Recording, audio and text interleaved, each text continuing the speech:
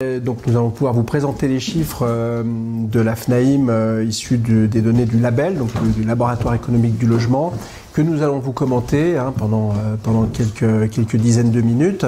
Mais au préalable, je vous présente Jérôme de Champsavin, qui est président adjoint de la FNAIM, donc la Fédération nationale de l'immobilier, et qui a participé à notre assemblée générale ce matin et qui nous fait le plaisir de sa présence pour vous faire quelques propos introductifs et sur un petit peu un focus sur la situation actuelle dans l'immobilier, que ce soit du marché ou des éléments un peu récents qu'on peut avoir, notamment sur le plan politique, ou en tout cas les perspectives qu'on peut peut-être espérer ou envisager. Merci Sébastien de ces propos introductifs. Bonjour à toutes et tous. La Fédération nationale de l'immobilier, je vous le rappelle, c'est le premier syndicat français de l'immobilier. C'est 10 000 adhérents, c'est 43 000 collaborateurs. Nous avons eu la chance, après la nomination de notre ministre du Logement, je vous le rappelle, de plein exercice. C'est ce que nous demandions dans la nouvelle composition du gouvernement, qu'enfin ce ministre soit un ministre du Logement de plein exercice, Valérie Létard, que nous avons salué dès son arrivée. Et on a eu l'agréable surprise d'être invité pour lui faire part de nos préoccupations. Donc nous avons rencontré Valérie Létard le 6 octobre dernier, et elle a souhaité que l'on puisse lui faire part peut-être de nos inquiétudes, en tout cas des propositions urgentes que la Fédération pouvait préconiser pour que, enfin, la politique du logement en France corresponde à ce que les professionnels souhaitent et à ce que les Français souhaitent tout simplement d'un gouvernement. Donc c'est que le logement revienne au niveau de la préoccupation des Français. Alors c'est quoi les préconisations de la Fédération? C'est déjà que soit réfléchi vers les professionnels le parcours résidentiel des Français. Trop souvent, on oublie que nous, professionnels de l'immobilier, nous, syndics de copropriété, nous, administrateurs de biens, nous, transactionnaires, nous sommes des acteurs réglementés, encartés, comme on dit, des acteurs qui souscrivent des assurances, des garanties, et qui sont là pour appliquer la politique du logement. Et la politique du logement, les enjeux sont extrêmement importants. Les enjeux, se situent au niveau de la rénovation énergétique. Les enjeux se situent dans l'aménagement du territoire. Les enjeux se situent dans une politique de fiscalité cohérente en fonction des différentes spécificités des territoires. On le voit bien sur la Chambre Savoie-Mont-Blanc. On a des territoires qui sont très diversifiés, avec des typologies d'acteurs très différents. Nous avons le logement touristique, nous avons le Airbnb, nous avons la résidence principale, nous avons l'immobilier de montagne, nous avons l'immobilier de vallée. Et à chaque fois, les contraintes, à chaque fois, les politiques d'aménagement doivent être différentes. Et donc, nous, on préconise bien évidemment que cette politique du logement, elle ne soit pas une politique linéaire, elle soit une politique qui tienne compte de toutes ces spécificités. Nous avons évidemment eu des sujets importants sur, je vous le rappelle, des délais courts qu'il faut régler de manière extrêmement urgente. Les délais courts qu'il faut régler d'une manière extrêmement urgente, c'est l'indécence prononcée des logements G au 1er janvier 2025. Et donc, votre ministre du Logement, Valérie Létard, était extrêmement attentive sur les solutions que la Fédération nationale de l'immobilier pouvait lui préconiser. Au 1er janvier 2025, tel que la loi le stipule, chaque occupant sera présent au 1er janvier 2025 dans un logement dit indécent si, je vous le rappelle, son logement est classé G. Alors qu'est-ce qui va se passer au 1er janvier 2025 pour un locataire qui est dans un logement G? Eh bien, il pourra bloquer son paiement de loyer, eh bien, il pourra intenter une action envers son bailleur. Et donc, ce qui a été évoqué auprès de la ministre, c'est d'apporter une solution qui soit concrète, qui soit rassurante, à la fois pour le bailleur, à la fois pour les professionnels de l'immobilier qui ont sous mandat de gestion des logements G. Et donc, c'est d'avoir une parole forte et très claire vis-à-vis de cet élément-là. La Fédération a toujours préconisé auprès du gouvernement que cette indécence, elle devait être prononcée pour tous les baux, les nouveaux baux conclus à compter du 1er janvier 2025. Mais évidemment pas pour les baux en cours de location. Alors, la ministre l'a entendu. Elle va probablement très prochainement prendre la parole pour engager ce discours fort, pour rassurer les bailleurs, et puis avoir une approche sur les enjeux de la rénovation énergétique et qui corrobore ce que vous entendez déjà dans la bouche de votre Premier ministre, Michel Barnier, qui dit « redonnons du temps dans l'échéance qui aujourd'hui est imposée par le calendrier de la rénovation ». Voilà, le marché de l'immobilier sur le plan national, la FNAIM avait préconisé à la fin de l'année 2024 un atterrissage à 750 000 transactions. On y arrive tranquillement, on est à 780 000 en ce moment. On sent que la crise de l'immobilier, j'allais dire, commence à être derrière nous. Nous sommes toujours dans une crise de logement, donc la politique que l'on tente d'orienter par nos propositions, elle est là pour résorber la politique du logement, la crise du logement.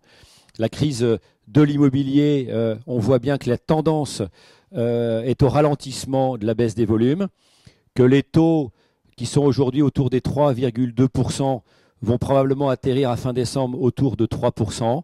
On sent dans nos agences, on sent de l'amélioration dans l'intérêt porté par les Français au logement. On sent qu'aujourd'hui les banques ont besoin de réouvrir leurs portes du crédit et l'année 2025 pour nous sera l'année de la reprise. Je vous remercie. Alors sans transition, rentrons dans le vif du sujet et donc les chiffres clés. La répartition des ventes de logements, vous voyez que on est en baisse, c'est des données label au 30 juin 2024. 783 000 logements vendus France entière de août 2023 à juillet 2024 et 28 534 logements en Savoie-Mont-Blanc. Donc on est évidemment de nouveau en baisse, on est sur des baisses de moins 20% en volume, de nouveau en 2024, c'était déjà le cas en 2023 par rapport à 2022. Et nos territoires sont touchés, je dirais, autant on avait mieux résisté quand même au début, je dirais, de la crise, autant là, on est quand même vraiment en plein dedans. D'ailleurs, on peut voir sur ce graphique qu'on retrouve des niveaux de vente équivalents à 2016, enfin compris entre 2016 et 2017 en termes de volume, mais inférieur à 2017 et un peu au-dessus de 2016, mais guère au-dessus. Donc c'est vrai que toutes les belles années et les années fastes en volume de 2021-2022 sont véritablement derrière nous. Et on va voir maintenant si on peut espérer une reprise en 2025, voire en 2026. Donc le marché de la transaction qu'on va d'abord étudier. Donc le nombre de ventes de logements en Rhône-Alpes, on voit ce focus sur cette slide avec les baisses à la fois en rouge qui sont indiquées. Donc la Savoie résiste mieux avec moins 14% en nombre de ventes seulement, j'allais dire, par rapport aux moins 20 qu'on a dans l'Ain et en Haute-Savoie. Et on voit qu'en Savoie-Mont-Blanc, c'est 18,5 en moyenne, et la région est à 17,5 et la France à 19,8. Donc là, on est un petit peu en dessous des standards nationaux, ce qui était l'année dernière, quand on était devant vous pour vous parler des chiffres, on résistait mieux. Donc là, il y a un effet, je pense, peut-être décalage aussi, avec une reprise qui sera peut-être décalée aussi, mais une situation encore difficile. Donc le taux de rotation, ça vous le voyez, et puis la part régionale, bien sûr, que ça représente. Ensuite, les prix des logements et les évolutions. Donc toujours très intéressant, avec l'Ain, la Savoie et la Haute-Savoie. Donc ça, c'est sur des prix au 1er octobre 2024, des niveaux de prix en euros par mètre carré. Et ce qui est intéressant également, c'est de voir l'évolution, puisqu'on a une évolution à 3 mois qui est sur de la quasi-stabilité, parce que quand on est à plus 0,1, plus 0,4, plus 0,5, on peut quasiment parler de quasi-stabilité. Sur un an, on est sur des baisses qui sont malgré tout légères, mais qui n'avaient pas eu lieu jusqu'à présent. Donc on peut dire que l'année écoulée a quand même vu une légère correction des prix de l'ordre de 2%. Et quand on voit que sur 2 ans, l'Ain a plus souffert dès le début de la crise, mais ce qui n'est pas le cas de la Savoie qui d'une manière générale, a mieux résisté, en tout cas au départ, à même des prix qui continuaient d'augmenter. Et puis évidemment, quand on voit sur 5 ans, ça je trouve que c'est particulièrement intéressant de voir que malgré les 2 dernières années avec de la stagnation, voire une légère baisse, il y a eu tellement d'augmentation les 3 années d'avant, du début de ce quinquennat, on va dire, si on veut regarder sur 5 ans, qu'on se retrouve malgré tout, vous voyez, en Savoie et en Haute-Savoie, avec encore finalement des prix qui sont 18% ou 21 ou 14% plus élevés aujourd'hui qu'il y a 5 ans, malgré ces 2 années de crise qu'on vient pratiquement de vivre. Après, avec des focus sur Aix-les-Bains et Annecy, où on voit les prix au mètre carré, Aix-les-Bains qui pousse vers le haut. Hein. C'est un secteur dynamique dont les prix sont continuellement à la hausse. Hein. On le voit, bon, il y a eu moins 2% sur le 1 an, mais sinon on est de nouveau sur une augmentation depuis 3 mois.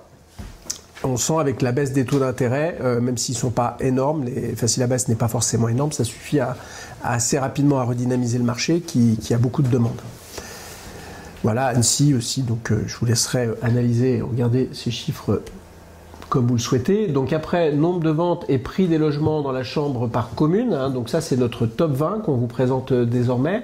Donc on a le top 20 des communes où il y a le plus de ventes. Hein, sans surprise, c'est Annecy, hein, donc nouvelle commune qui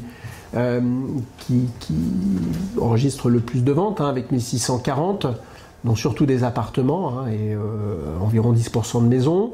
Le prix donc moyen sur ce secteur, c'est 5598, donc c'est le prix moyen sur 3 mois. Hein, c'est le nombre de ventes sur les 12 mois, mais le prix moyen sur les 3 derniers mois. Voilà, avec après des petits renseignements, notamment sur le DPE. Chambéry, hein, arrive ensuite, Aix-les-Bains, donc on voit les zones bien dynamiques, Thonon-les-Bains, Bourg-en-Bresse, Annemasse. Hein, donc voilà, avec ça, on a les bassins de vie les plus dynamiques en termes de volume de vente. Et après, on retrouve un peu plus loin des stations, qu'on retrouvera ailleurs, d'ailleurs, dans un focus plus spécifique à la montagne. Après, on aime bien vous proposer des prix par rapport à des bassins de vie, puisque c'est vrai que les villes, c'est une chose, mais quand on élargit un petit peu le spectre et le secteur territorial, eh bien, c'est quelquefois finalement plus parlant. Hein, quand on veut habiter dans une zone géographique, on ne raisonne pas forcément que sur une ville, mais sur tout un périmètre. Donc là, on a finalement sur les prix de vente moyens des appartements, sur les évolutions depuis le 31 décembre 2023, hein, donc des données label au 30 septembre 2024, donc sur 9 mois, cette évolution est assez variable, mais on a soit des baisses légères, hein, de moins 1% environ, soit des petites hausses, hein, donc c'est pour ça qu'on peut quand même parler d'une manière générale de prix en stabilité sur cette période, et malgré la crise, entre guillemets, le fait que les taux aient quand même rebaissé depuis le début de l'année 2024, les volumes ne sont pas au rendez-vous, mais les prix n'ont pas beaucoup baissé, quoi. C'est quand même une constante. Hein.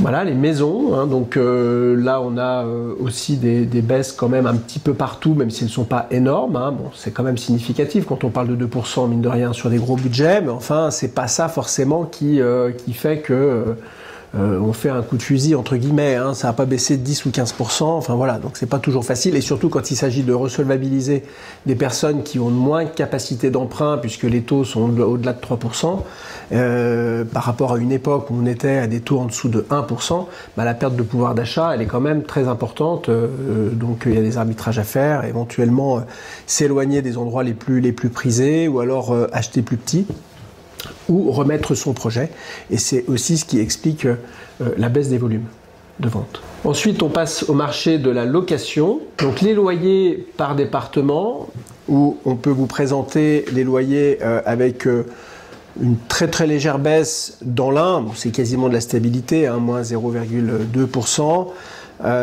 En Savoie, des loyers en hausse, et en Haute-Savoie également, donc ça s'explique aussi par le fait que le parcours résidentiel des Hauts-Savoyards, des Savoyards, est freiné. On parlait tout à l'heure des primo-accédants qui ne sont plus au rendez-vous, eh bien, ils restent locataires, donc ça tend le marché, donc les nouveaux biens qui sont mis sur le marché, les prix étant libres, forcément, l'offre et la demande fait qu'il y a peu d'offres et donc que les nouveaux prix affichés sont souvent plus en hausse, en augmentation, puisqu'on trouve preneur très facilement. Donc c'est effectivement une mécanique économique assez compréhensible qui tend vers une augmentation des prix. Voilà, donc par bassin de vie, c'est évidemment intéressant d'avoir les prix au mètre carré. Évolution depuis le 31 décembre 2023. Donc ce sont les baux en cours, dont la date de bail est inférieure à août 2024. Voilà, donc on a ces comparatifs avec le bassin d'Annecy qui caracole toujours en tête. Le Léman qui talonne juste derrière, et puis à l'opposé les vallées de la Vanoise, la Rantaise, Maurienne. Quand on est en fond de vallée, c'est moins cher tout de même, et puis le bassin de Bourg-en-Bresse également, ou l'avant-pays savoyard où on est en dessous de 9 € le mètre carré. On a quand même 5 données, vous voyez, de bassin de vie en stabilité, et puis 3 qui sont en hausse. Ensuite, le niveau des loyers départementaux est dans les principales villes. On reprend effectivement en département, mais ce qui est aussi intéressant, c'est de voir que certaines villes, et on peut parler notamment d'Annemasse et de Thonon-les-Bains, où il y a sur la dernière année plus 6,9%, plus 4,4% à Thonon-les-Bains, donc ça témoigne véritablement d'une tension.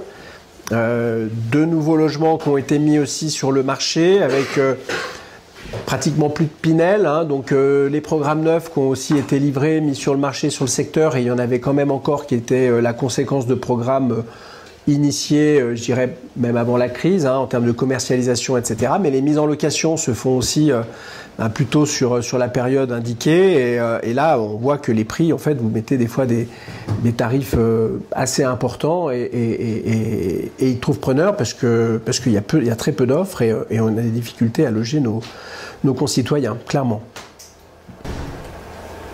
Ensuite, le marché de la montagne. Je vais passer la parole à Bérangère Servat qui intervient à travers ses agences sur ces territoires spécifiques. Alors un marché de la montagne qui reste assez contracyclique avec ce qu'on a pu entendre depuis tout à l'heure et présenté par Sébastien, puisque c'est un marché de la montagne qui s'est plutôt très bien porté sur ces 2 dernières années notamment, à la fois dans la transaction, donc dans la vente, mais aussi dans la location vacances. On fera un petit focus en tout cas sur la saison 2023-2024. Un marché qui a été très dynamique. Donc on voit dans le top 20 des prix au mètre carré des logements dans les stations de ski des Alpes. Globalement, il change pas tant que ça. On voit Val d'Isère, Courchevel, Méribel. Donc nos stations de Tarentaise. Arrivent ensuite, bien évidemment, aussi des stations de Haute-Savoie, comme Avoria, Chamonix, qui sont des stations qui sont très dynamiques et sur lesquelles on retrouve aussi beaucoup d'appétence finalement pour les investisseurs qui ont envie de leur résidence secondaire à la montagne et qui continuent en fait de nous fréquenter. Donc on voit, c'est classé par prix au mètre carré, et vous avez le volume des ventes qui varie. Donc on voit bien que ce sont les stations des grands domaines qui aujourd'hui continuent d'avoir leurs prix qui sont les plus importants et d'évoluer, et le volume de transactions le plus important, puisque aujourd'hui c'est aussi vers ces stations-là que les gens s'orientent pour pouvoir continuer de pouvoir pratiquer une de leurs activités favorites, qui est le ski, même si toutes les stations proposent, en tout cas les stations des grands domaines proposent aussi des activités hors ski. Je vous laisserai lire les prix. Donc là, si on fait un focus sur à la fois sur les stations de Savoie, et puis tout à l'heure on fait un zoom aussi sur les stations de Haute-Savoie. Donc Val d'Isère traditionnellement est à 13 730 €. L'année dernière, on était autour des 14 000 €. Donc quand on a fait notre conférence de presse au mois de janvier, donc voilà, on reste toujours dans ces fourchettes là. Courchevel et Méribel suivent largement. Derrière, une des stations aussi qui est assez dynamique, qui est Val Thorens, dans la mesure où ça reste des stations de très grand domaine. On a aussi, et on le voit parce que leurs prix au mètre carré sont moins importants, mais elles ont derrière un volume de vente qui est très important. Je parlerai des Arcs notamment, où on a 160 transactions. Les Arcs La Plagne, pourquoi ? Comme vous le voyez, elles sont aussi en queue de peloton sur le prix au mètre carré. Donc c'est aussi une raison, c'est qu'on a un certain nombre de personnes qui ont envie d'investir à la montagne, qui n'ont pas forcément les moyens d'aller dans les stations qui sont Val d'Isère, Courchevel, etc. Et donc qui vont faire leurs premiers investissements sur des stations grand domaine où effectivement la neige est assurée, avec des budgets moyens qui sont entre 4007 et 5004, donc qui sont attractifs. Et c'est la raison pour laquelle on voit que les volumes de vente sont plus importants dans ces stations-là. Ça, on l'avait observé l'hiver dernier, on l'observe cet hiver encore. Sur la Haute-Savoie, on aura à peu près les mêmes remarques. Alors Chamonix continue historiquement pour toutes les raisons que je viens d'indiquer, et aussi pour, j'ai envie de dire, son rayonnement international, hein, puisque c'est quand même c'est une station village très particulière, donc avec qui a le plus grand volume de vente. On a rapidement derrière les autres stations qui suivent, avec Saint-Gervais-Mont-Blanc, Chamonix, on se dit que c'est à peu près le même domaine, hein, donc c'est les mêmes raisons. Et après, on retrouve Avoria qui a 122 ventes et 7800 € le mètre carré à moyen, et qui font, alors par contre, comme on peut le voir, sur les stations de Haute-Savoie, les grands domaines sont moins, il y a des grands domaines, mais effectivement, ce sont ces stations-là qui continuent d'avoir les prix au mètre carré les plus élevés. On retrouve moins la différence, comme on peut avoir en Savoie, de quelques stations qui ont des grands domaines et qui ont des prix un petit peu plus bas. Voilà. Mais ça reste effectivement un marché très attractif. Bilan de l'hiver 2023-2024 en montagne.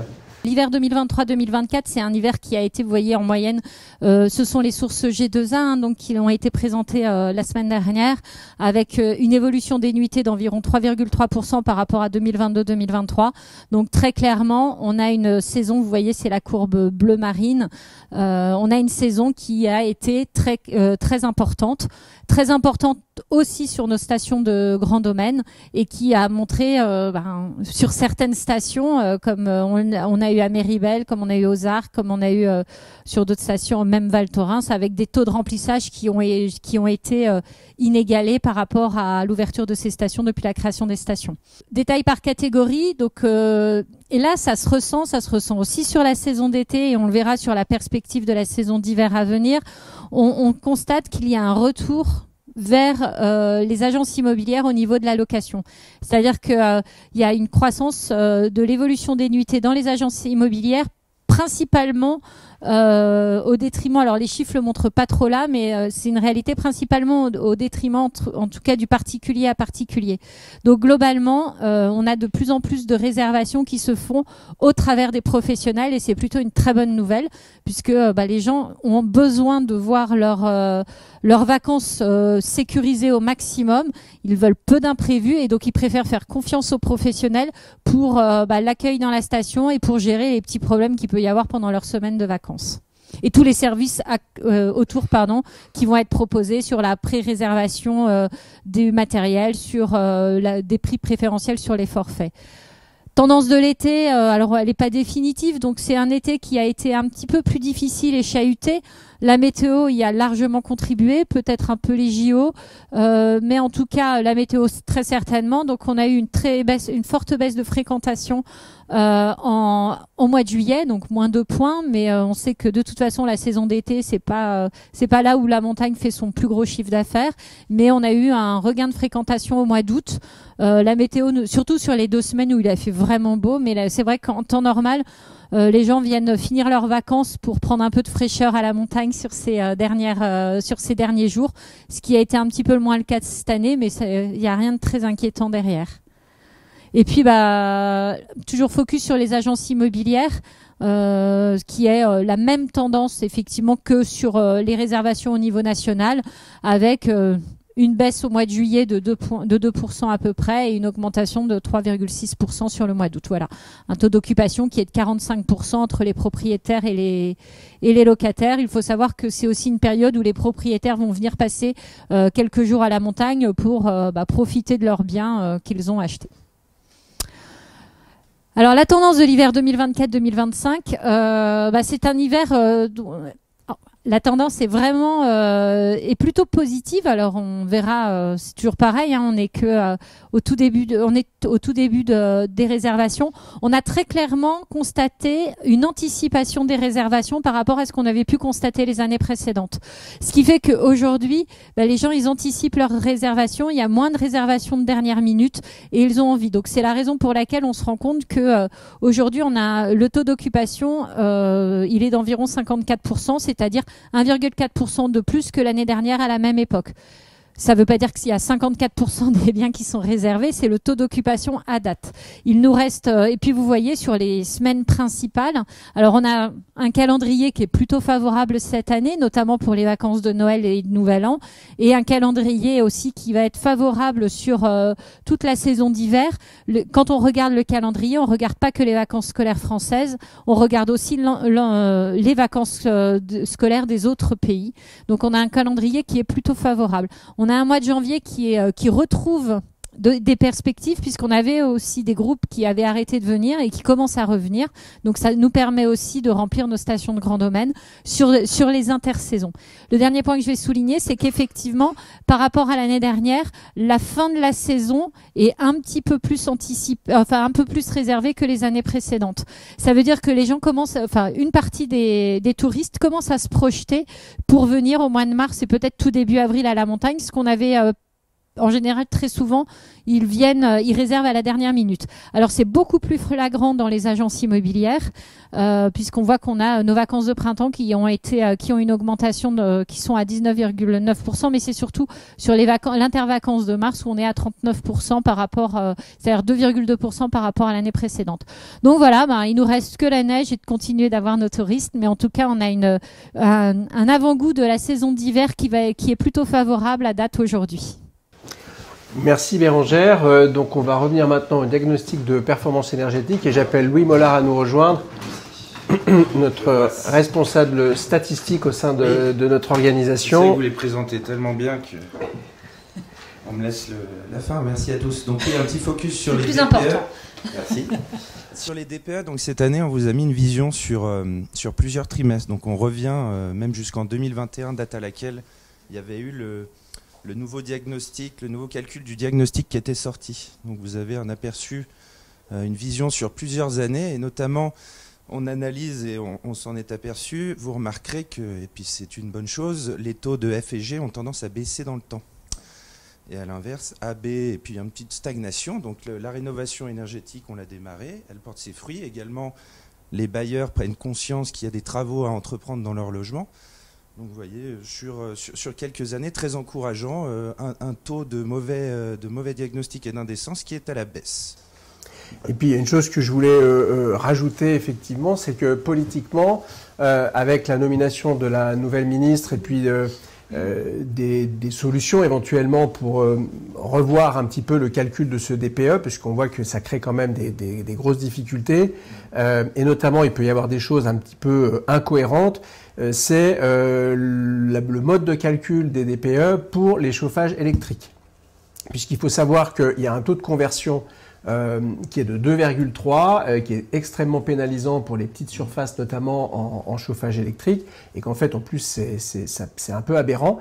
Donc en fait, il est question que la nouvelle équipe gouvernementale revoie cela, donc c'est pas encore acté, mais on vous en parle parce que ça a été quand même cité, et notamment la sénatrice de Faverges l'a porté et le porte pour qu'on reste sur un taux de conversion à 1 et non à 2,3, qui pourra requalifier un grand nombre de logements qui sont chauffés en électrique à une meilleure note que celle qui est là aujourd'hui. Donc ça, c'est un signe quand même très positif, puisque l'indécence des logements elle inquiète tout le monde, elle inquiète évidemment les professionnels, les propriétaires, mais elle inquiète aussi les résidents, les locataires, et puis tout simplement faire face à déjà une pénurie de logements, à une vacance locative quasiment nulle. Si on retire en plus de ça de la location des biens pour lesquels ça ne serait pas forcément justifié, c'est quand même une situation ubuesque. Donc c'est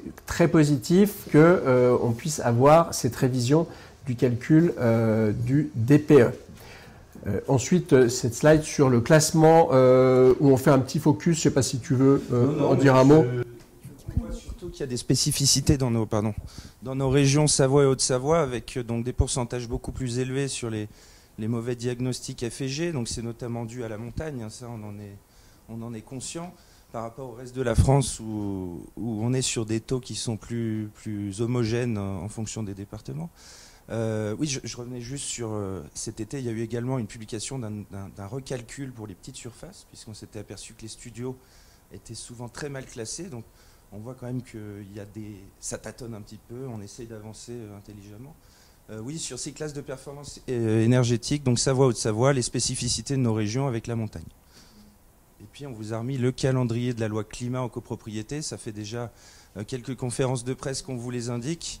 On avait commencé en janvier 2023. Pour le 1er janvier 2025, donc comme disait le vice-président, tous les logements G sont considérés comme indécents.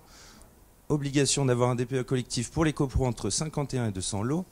Élaboration obligatoire d'un projet de plan pluriannuel de travaux pour les copros de moins de 50 lots. Je ne sais pas si vous voulez rajouter quelque chose. Merci Louis. Non, rien de particulier, si ce n'est qu'on est vraiment en plein, je dirais, maintenant dans le calendrier. Alors c'est vrai que autant les pouvoirs publics ne souhaitent pas, on peut considérer peut-être que c'est bien, complètement faire déraper les dates, parce que c'est vrai que si on les... Voilà, ils veulent maintenir les dates pour l'instant. Maintenant, on va voir un petit peu ce que ça va donner, puisqu'il y a quand même une chose, et tout à l'heure, Jérôme de Champsavin nous en a parlé au cours de l'AG, ça m'est échappé s'il en a reparlé en début là, de conférence de presse, mais c'est l'incertitude par rapport à quid des locataires qui sont en place. C'est ça, nous, qu'on veut comme éclaircissement. Je ne pas relouer un bien au 1er janvier, c'est bien, mais un bail qui dure 3 ans, avec des locataires qui sont dedans depuis 1 an, depuis 2 ans, nous, on aimerait clarifier pour que quand le bail a été signé avant le 1er janvier 2025, le critère d'indécence ne s'applique pas. Exactement, puisqu'il faut de toute façon après reloger les gens. S'ils partent, on peut considérer qu'on fait les travaux quand le logement est vacant, mais quand les gens sont en place, donner un congé pour travaux, même si en soi ça peut exister, c'est en réalité pas possible parce qu'il n'y a pas d'offre pour reloger les gens. On parlait sur les renouvellements. Oui, le renouvellement de bail. Ouais, s'il y a un renouvellement, ou même si les gens sont déjà en place, nous ce qu'on veut pas non plus en tant que professionnels, c'est qu'on puisse être entre guillemets insécurisé vis-à-vis de nos locataires qui pourraient venir au créneau en disant mais en fait je loue un logement indécent. Ouais. Si le bail il a été signé avant le 1er janvier. Oui, mais ça n'est pas été clarifié justement par le législateur. Nous, c'est ce qu'on appelle de nos vœux.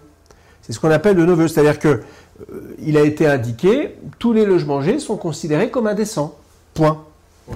Alors, pour moi, c'était la remise en location à partir de cette date. J'aimerais bien que ça soit ça de manière certaine, mais je ne sais pas si véritablement sur le plan juridique, ça a été confirmé. Il y a incertitude. Il y a une incertitude.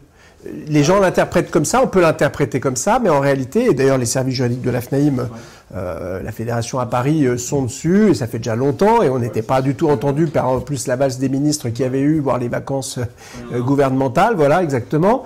Mais en réalité, on n'a jamais eu de certitude quant à l'interprétation vraiment fine de cette phrase. En tout cas, c'était passionnant et merci de votre participation. Vous jouez toujours le jeu pour venir nous trouver. On est vraiment ravis et j'espère que ça a été intéressant également pour vous. On reste à votre disposition s'il y a des demandes de précision. Voilà. Merci beaucoup.